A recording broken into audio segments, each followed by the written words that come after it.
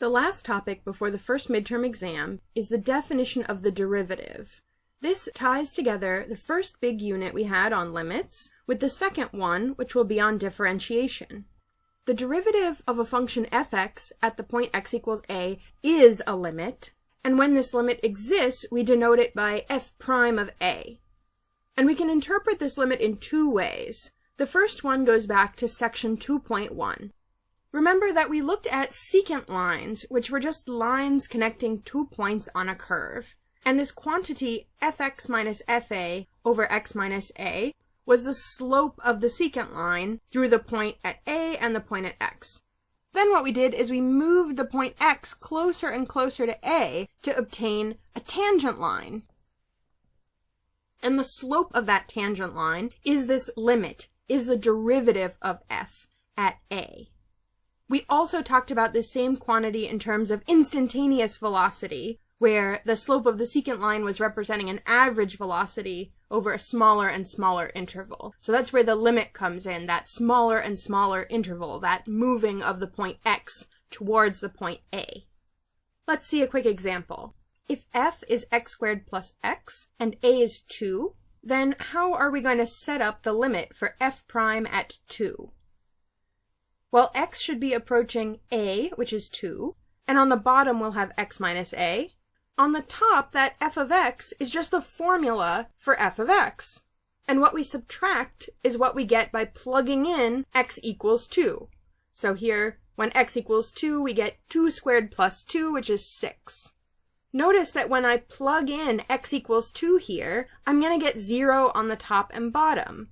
That's not an accident. The limit you have to calculate for a derivative is always going to be of the form 0 over 0. So you're always going to have to use some of those strategies that we developed for dealing with indeterminate forms. Think about which one you want to use in this example. Here, what we want to do is factor.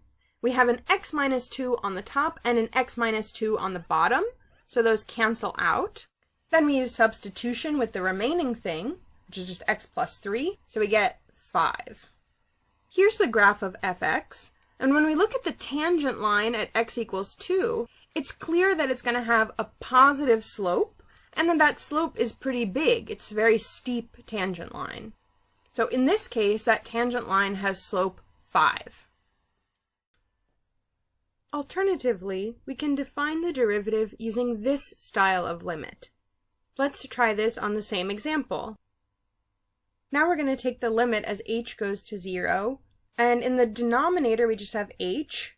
The second term in the numerator is the same thing we calculated before, f of 2, which is 6. But what's that first term, f of 2 plus h?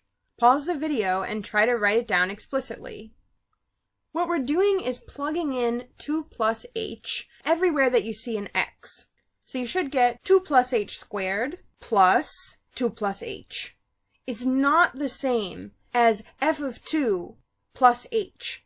That h has to go in everywhere you see an x in the formula for fx. Now when we expand this out, we get this. When f is a polynomial, these constant terms are always going to cancel out, and the remaining terms will all have an h in them.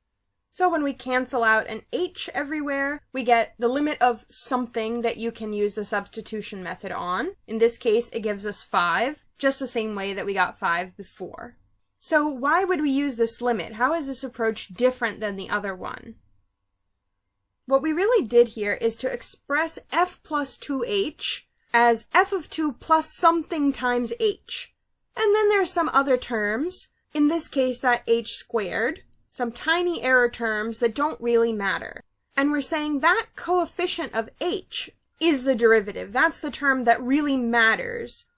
When you just move a little bit away from x equals 2, you get a function which is almost linear, which almost looks like a line with slope 5.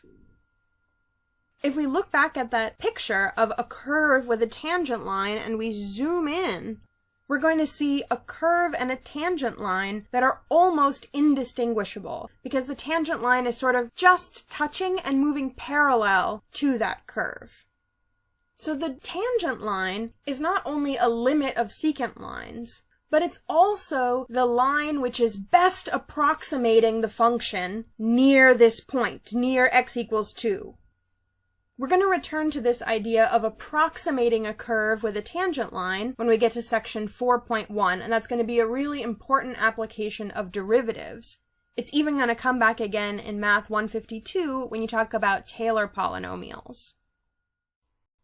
So why are these two definitions the same? Why do we get the same slope for our tangent line when we compute the limit in these two different ways? Let's look back at the picture for the first limit, this secant line. If we call this difference between a and x h, then when x goes to a, we're really saying that h goes to 0. Furthermore, we can rewrite x as a plus h, which means that f of x is f of a plus h. Just making these substitutions almost completely transforms the blue limit into the green limit. The only thing left to observe is that the denominator x minus a is really becoming a plus h minus a, and that's h. That's the denominator that we wanted. So indeed, these two are equivalent.